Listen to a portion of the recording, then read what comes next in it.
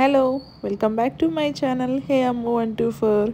మీలో ఎవరైనా కొత్తగా నా ఛానల్ చూస్తుంటే ప్లీజ్ సబ్స్క్రైబ్ చేసుకోండి, లైక్ చేయండి, కామెంట్ చేయండి, అలాగే షేర్ కూడా చేయండి. అండ్ ఈరోజు ఏంటంటే గుత్తి వంకాయ బిర్యానీ, అదే పలావ్ కూడా అనొచ్చు. ఎవరైనా గుత్తి వంకాయ ఇష్టం లేని వాళ్ళంటూ ఉంటారా? నాకైతే అస్సలు ప్రాణం అండి గుత్తి వంకాయ అంటే, అంత ఇష్టం అన్నమాట.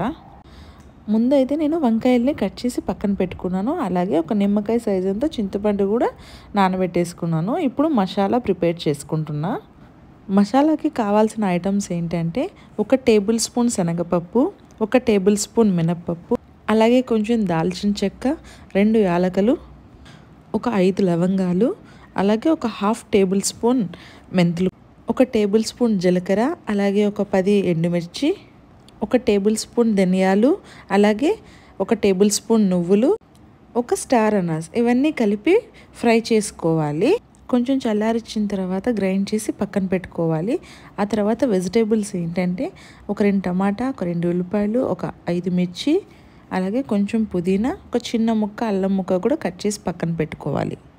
ఇప్పుడు స్టవ్ మీద కుక్కర్ అయితే పెట్టేసుకొని ఆయిల్ ఒక 3 టేబుల్ స్పూన్స్ వేసేసుకొని అందులోన కొంచెం 1 టేబుల్ స్పూన్ జీలకర్ర వేసేసుకుని అవి వేగిన తర్వాత అల్లం వెల్లుల్లి పేస్ట్, అది వేగిన తర్వాత ఉల్లిపాయలు, పచ్చిమిర్చి ఇవి వేసేసుకోవాలి.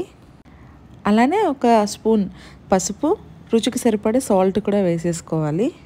ఇప్పుడు కట్ చేసి పక్కన పెట్టుకున్న వంకాయలు కూడా ఈ ఆయిల్లో వేసేసి ఫ్రై చేయనియాలి. ఒక 3 మినిట్స్ ఫ్రై అయిన తర్వాత టమాటా ముక్కలు వేసేసుకోవాలి.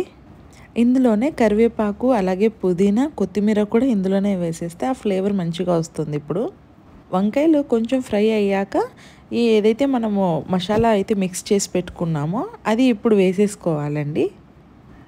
బాగా మిక్స్ చేసేసుకొని ఒక 5 to 10 మినిట్స్ అయితే వదిలేయాలి. మంచిగా ఆయిల్ అయితే పైన వచ్చేస్తుంది. ఈ లోపు అయితే చింతపండు రసం అయితే తీసేసుకొని పక్కన పెట్టుకుంటాం కదా, అది కూడా వేసేసుకున్నా నేనైతే.